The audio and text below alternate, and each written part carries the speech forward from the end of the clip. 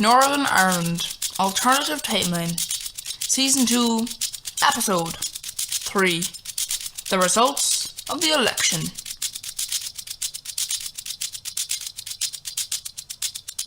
Hello and welcome back to the news. It has been discovered that a town has been entirely murdered. Every single one of the inhabitants of this town were put on lockdown after a virus was discovered. This is not a joke. A virus, and now we have our own very virus. The town's inhabitants were discovered to be all murdered. And now we move on to the recent election that took place in Northern Ireland. So now we move to our election statistic expert, Jeffrey Williams. So Jeffrey, hello and welcome to the show. Hello. So you're kind of, I guess someone might say is a professional analyst.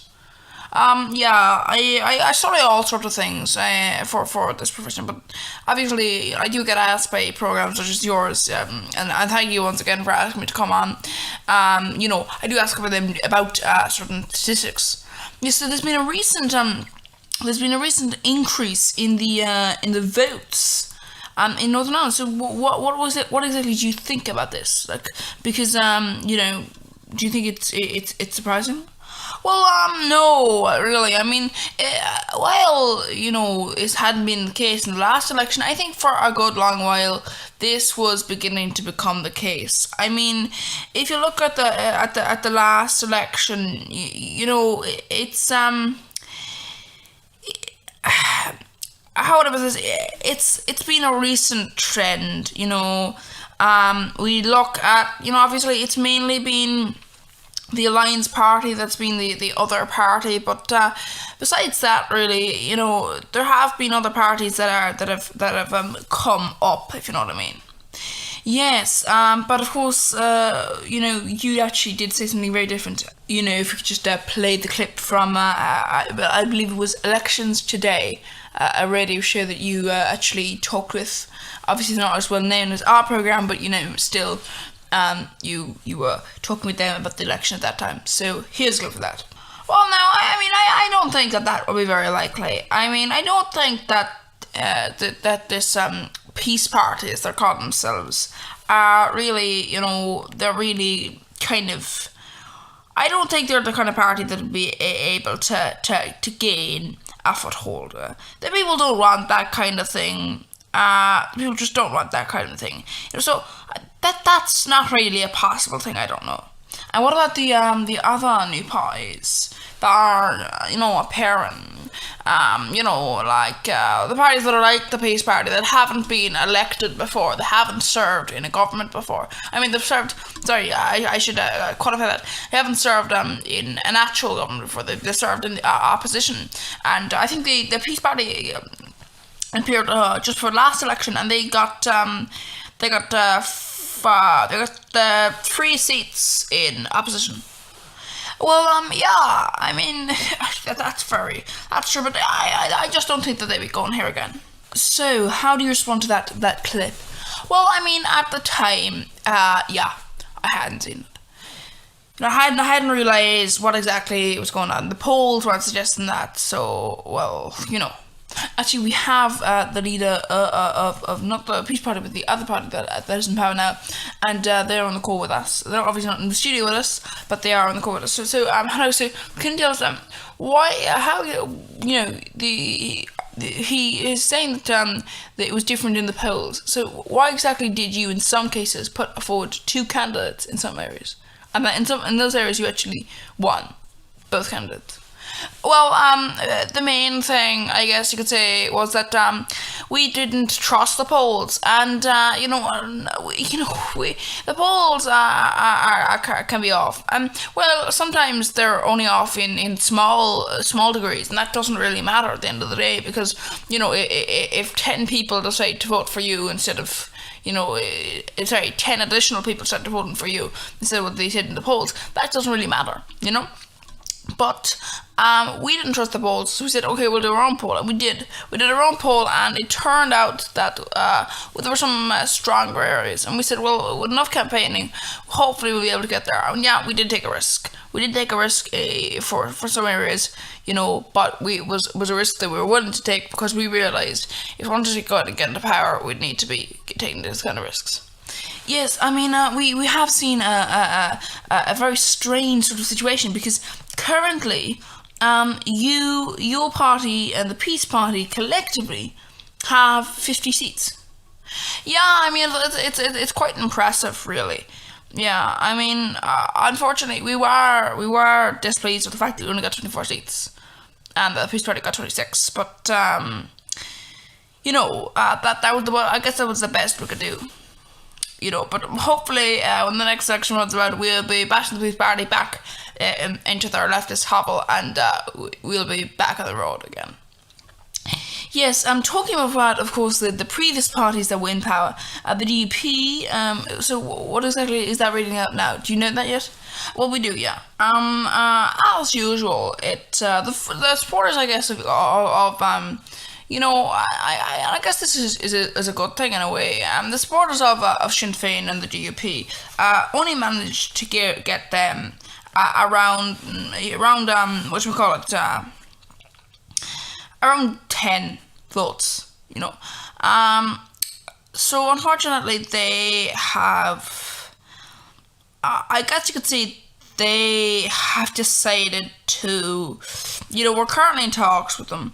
But they've decided that they don't want to be taking part. As of this moment, they've decided they don't want to be taking part in our thing. So why is that? Well, basically, an issue with these parties that they're not exactly accepting that they're gone, and that the people kind of not. I guess they mostly want to change this kind of thing. So, they've said, well, because both the Peace Party and our party are now in another majority, essentially, of the parties, we're not, while we disagree on some things, the main thing we agree on is that there should not be a united Ireland. So, but we're not strong unionists. So, you know what I mean? We're not good enough, I guess you could say, for the DUP, because we don't support the same policies as the DUP. I mean, I support some of the policies the DUP have, but not all of them. So I guess you could say we don't really work well together as a group. And also, it's just the DUP and Sinn Féin, both of them are not really known well for being the best when in cooperation with us.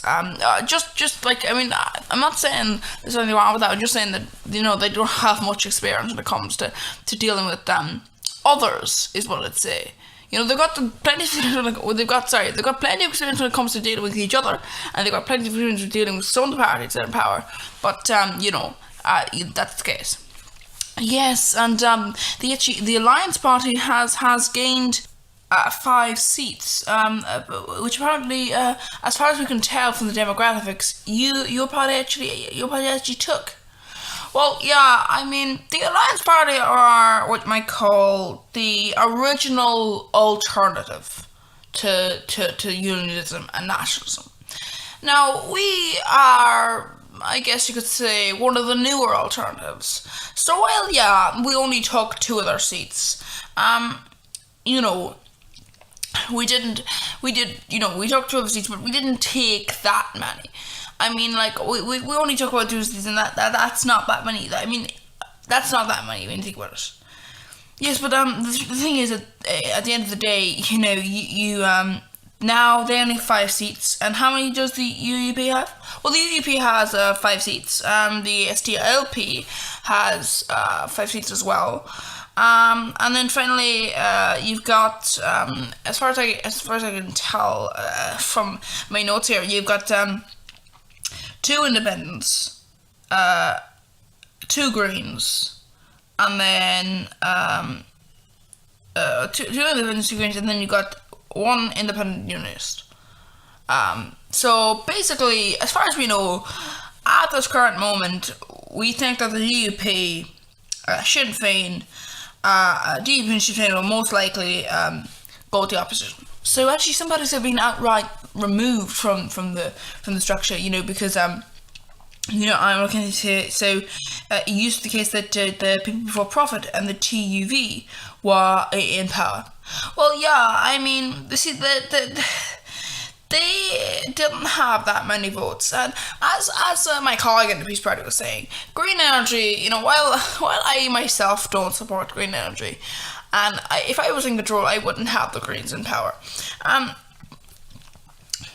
would say that the Greens are getting more support because people are showing more support for green energy. But the problem is there's only a limited amount of seats there that are available. There's only 90 seats available.